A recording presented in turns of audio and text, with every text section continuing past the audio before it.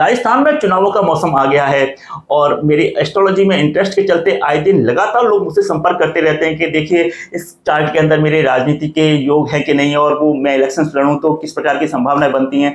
तमाम ऐसे प्रश्न रोज आए दिन आते रहते हैं। यहाँ मैं बता दूं आपको कि मेरा एक यूट्यूब चैनल है दुर्गाशरण दुबे के नाम से, जिसमें मैंने 2 या 3 साल पुराना लगभग होगा एक वीडियो होगा, हस्तरेखा में राजनीति की सफलता की योग। वीडियो की क्वालिटी बहुत अच्छी नहीं होगी क्योंकि वो पुराना वीडियो है, लेकिन उसके अंदर जो कंटेंट है वो काफी वैल्यूबल है, जिसमें मैंने काफी लंबे समय यानी कि 8-10 साल के जो मेरा ऑब्जर्वेशन है उसको मैंने उस वीडियो के अंदर मैंने रखा है, जिसमें अगर यदि किसी व्यक्ति के हाथ में उनमें से 10 में से कोई 1-2 साइन भी अगर मिलते हैं तो ऐसा व्यक्ति बहुत अच्छे लेवल पर पहुंचता है राजनीति के अंदर, या प्रशासन या शासन के अंदर अच्छे पद पर पहुंचता है। और ये एक सामान्य वो योग नहीं है, और वो छोटे लेवल के नहीं है, बड़े लेवल के योग है। लेकिन फिलहाल मैं आपको एक योग एस्ट्रोलॉजी का बताता हूं, आप इसको लगा के देखिएगा।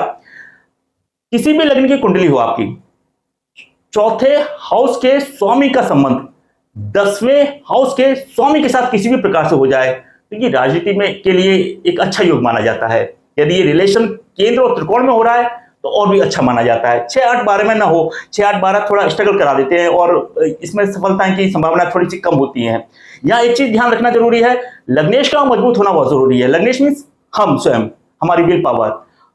जो पामिष्टी है उसके अंदर भाग्य रेखा का पुष्ट होना बहुत जरूरी होता है, और यानी छिन-भिन नहीं होनी चाहिए, अच्छी स्ट्रेंथ वाली भाग्य रेखा हो। और एस्ट्रोलॉजी में हम देखते हैं तो लग्नेश का मजबूत होना बहुत जरूरी होता है। उसके बाद भी सारी चीजें जो रूल्स हैं वो सारे एप्लीकेबल होते हैं।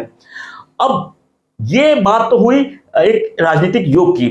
अब यदि उस जातक की चौथे हाउस के जो स्वामी है उसकी महादशा चल रही हो, या 10वें हाउस के स्वामी की महादशा चल रही हो, या चौथे हाउस के स्वामी की अंतर्दशा चल रही हो, या 10वें हाउस के स्वामी की अंतर्दशा चल रही हो, दोनों में से कोई भी हो तो एक और भी इसकी प्रायिकता बढ़ जाती है।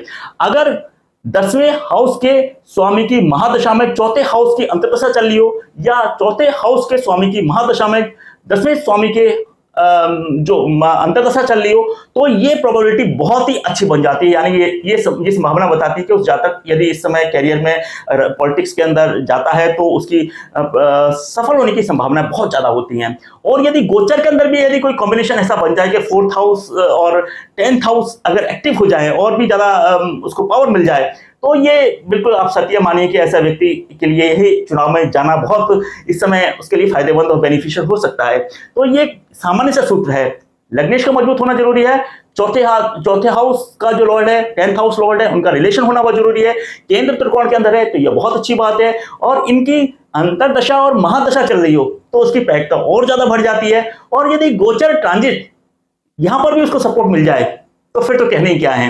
तो ये एक राजनीति का एक बहुत सामान्य सा, बहुत सारे सूत्र हैं, उसमें से एक कॉमन सूत्र है जो बहुत ज्यादा ये एक प्रकार से अप्लाई करते हैं तो इसके रिजल्ट्स बहुत अच्छे देखने को मिलते हैं।